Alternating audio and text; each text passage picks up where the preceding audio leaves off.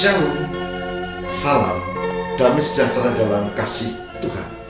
Jumpa kembali dalam RHI, Renungan Hari Ini. Bersama saya, Pendeta Lukas Eko Sukoco dari Padepokan Diakonia Mitra Kinasih GKJ Purworejo. Saudara, RHI, Renungan Hari Ini sengaja akan angkat satu tema yang sangat kontekstual dan penting, yaitu pantang menyerah walau tak mudah. Pantang menyerah walau tak mudah.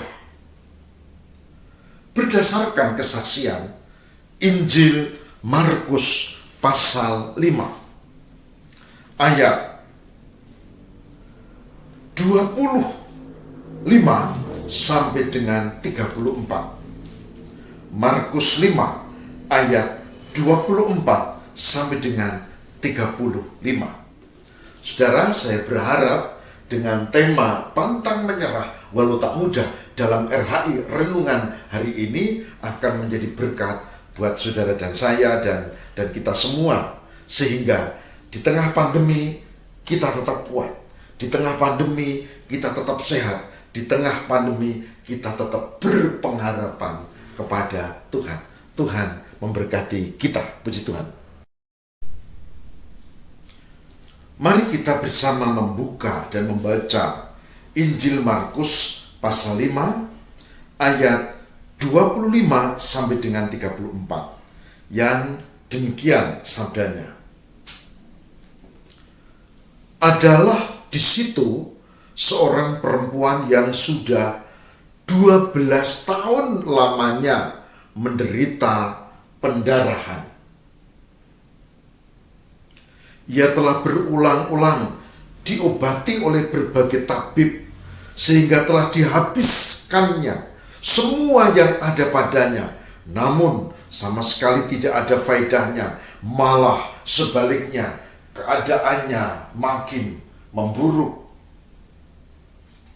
Dia sudah mendengar berita-berita tentang Yesus.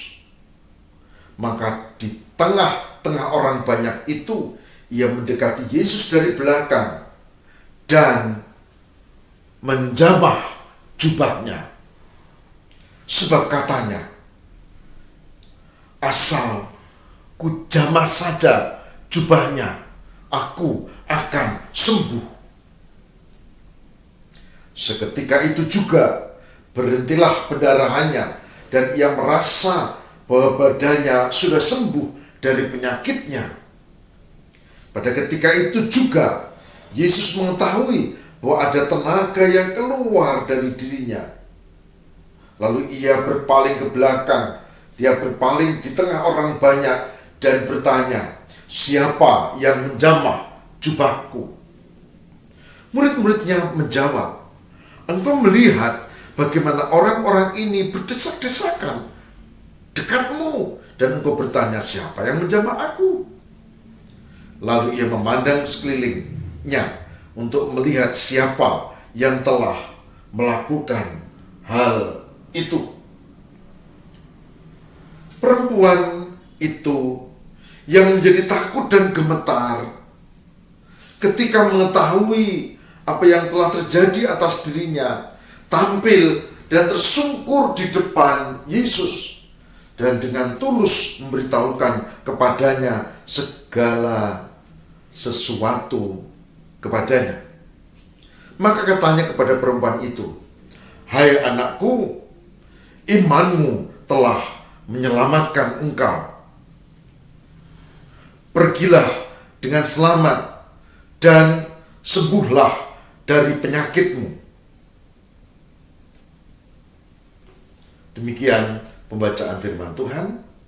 Yang berbahagia barang siapa mendengarkan dan merenungkannya. Saudara yang terkasih di dalam Tuhan, apa yang ditulis ini menjadi teladan yang luar biasa. 1. Seorang ibu yang sudah 12 tahun. 12 tahun. Saudara, kadang kita sakit 1 minggu 1 hari malah, 1 hari aja udah nggak sembuh-sembuh, 1 minggu, aduh lama sekali, 1 bulan, aduh 1 bulan ini saya sakit ini bisa sembuh atau tidak. Sebab orang sakit kalau sehat ya sehat, kalau enggak. Nah itu sebulan.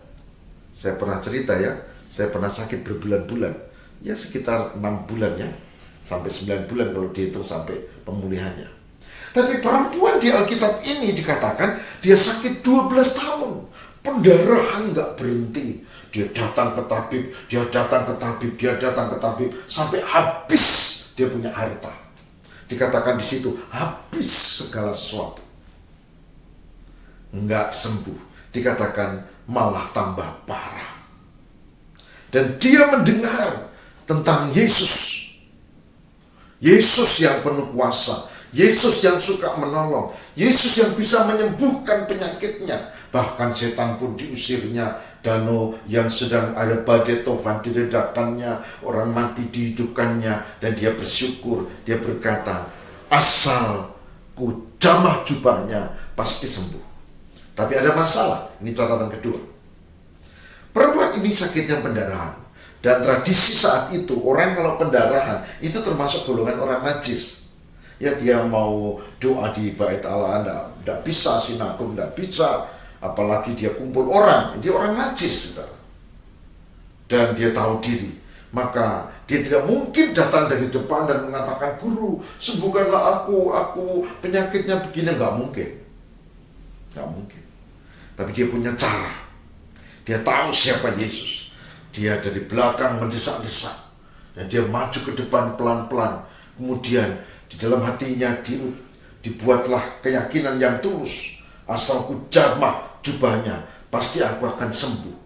Maka pelan-pelan, dan begitu dia jamah, saudara, pendarahannya berhenti.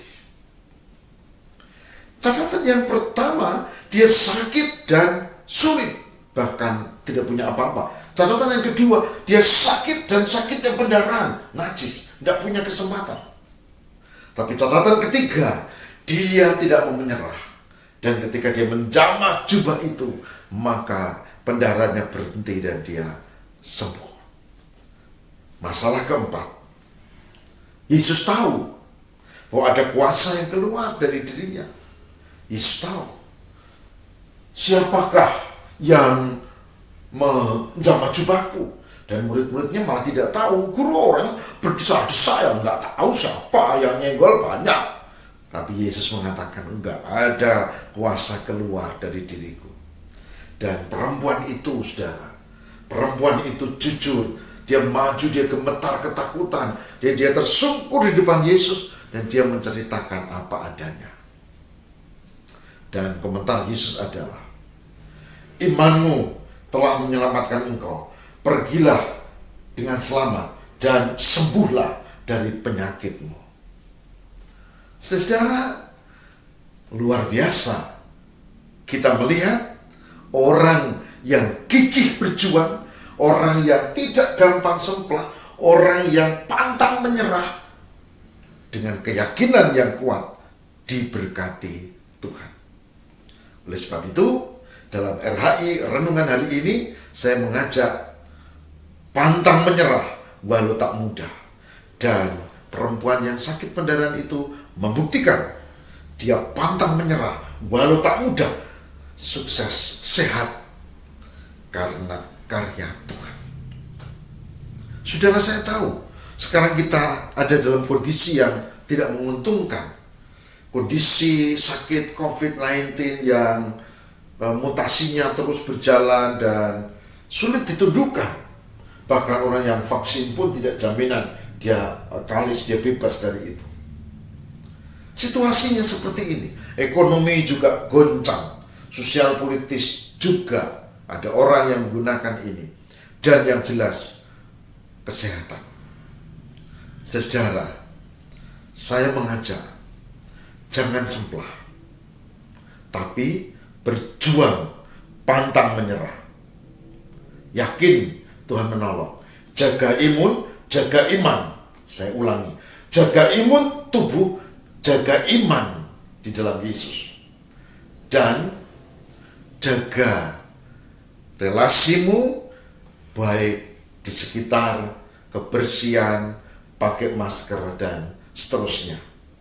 Saya percaya Tuhan memberkati kita. Mari kita bersama-sama datang di dalam doa. Tuhan, berkatilah supaya kami memiliki sikap seperti perempuan itu, pantang menyerah walau tak mudah. Dan RHI Renungan hari ini menghantar kami untuk memiliki tekad dan semangat untuk tidak gampang semplah.